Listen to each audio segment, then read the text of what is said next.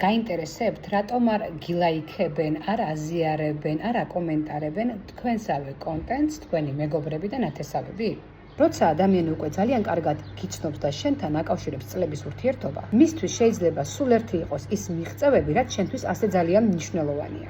რადგან ყველას აქვს თავისი ცხოვრება, თავისი თავგადასავალი და შეიძლება ჩვენი სიახლეები მათთვის სულაც არ იყოს განსაკუთრებული, ან არ იყოს ისეთი, რომ გამოხატოს რეაქცია. ალბათ გაგიჩნდებათ კითხვა, სად არის მაშინ მხარდაჭერა? და ეგ კითხვა რო გაგიჩნდებათ, კიდევ მეორე კითხვა მინდა რომ გაგიჩნდეთ. რატომ გჭირდებათ სხვების მხარდაჭერა? რატომ გჭირდებათ სხვების დადასტურება, რომ კარგები ხართ, რომ მაგრები ხართ, იმისთვის, რომ თქვენი საქმე გააგრძელოთ? კი ბატონო, მესმის, რომ ძალიან სასიამოვნოა, როდესაც პოზიტიურ კომენტარებს გიწერენ, მხარს გიჭერენ, შენს გვერდით არიან, მაგრამ თუ სხვა ადამიანს არ აინტერესებს ის კონტენტი თუნდაც, რაც შენ გააქვს, ან ის საქმიანობა, რომელსაც აკეთებ, არ გაძლევს იმის საფუძველს, რომ შენ გაბარაზდე და ჩათვალო, რომ ნათესავს შენი შურს და იმიტომ არ გიკომენტარებს, ან არ აზიარებს შენს წარმატებას. რახან შურზე ჩამოვარდა საუბარი, ბევრჯერ მსმენია, რომ ამას ჩემი შურს, იმიტომ არ მიჭერს მხარს, იმას ჩემი შურს, არ ახარებს ჩემი წარმატება, უნდა რომ ჩემსავით იყოს.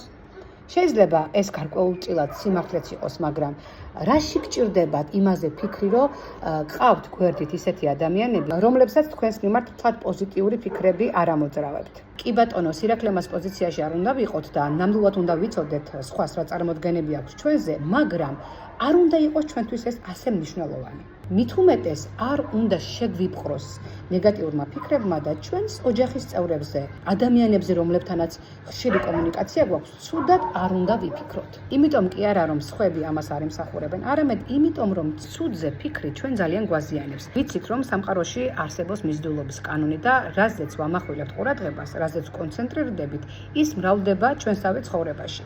ამიტომ თუ ჩვენ მუდმივად ვიქნებით ფოკუსირებული იმაზე, რომ ჩემი კარგი სხვას არ უხარია, ჩემი შურთ, არ უყვარვარ, უნდათ მათ ვერაფერს მიაღწიეს და მე მივაღწიე, მოგიწევთ იმ მიღწევებს დაემშვიდობოთ, რომელსაც ამდენი წვალების შედეგად მიაღწიეთ.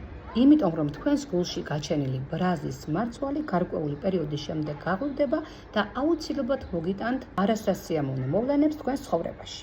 საკუთარი გამოცდილებით საერთოდ არ მჭირდება იმაზე ფიქრი, რომ ვიღაცას ჩემი შურს, ან ვიღაცა ჩემზე ცუდად ფიქრობს, ან ვიღაცა მხარს არ მიჭერს. ყოველთვის თავაგონებ ჩემს თავს, რომ ირგვლივ არ არიან ისეთი ადამიანები, რომელთაც ჩემი შურთ, ან რომელთაც ჩემთვის ცუდი უნდათ. და სხვათა შორის ბევრჯერ უთქვამთ ჩემთვის, რომ ნუ იქნები ესეთი მიამიტი, არ არიან ადამიანები კეთილები, არ მაინტერესებს. მე გადავწყვიტე, რომ ჩემს ირგვლივ არც ერთი ადამიანი არ იქნება ისეთი, ვისაც ჩემთვის ცუდი უნდა, მხარს არ მიჭერს, ან რაღაცით უნდა რომ დამაზიანოს.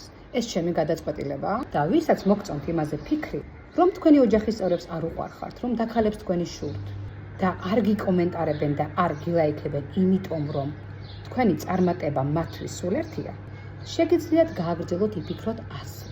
ჩემი მოკრძალებული რეკომენდაცია იქნება ის, რომ განავითარეთ საკუთარი თავი ისე, რომ არ დაგჭირდეთ სხვების დადასტურება, რომ კარგი ხართ.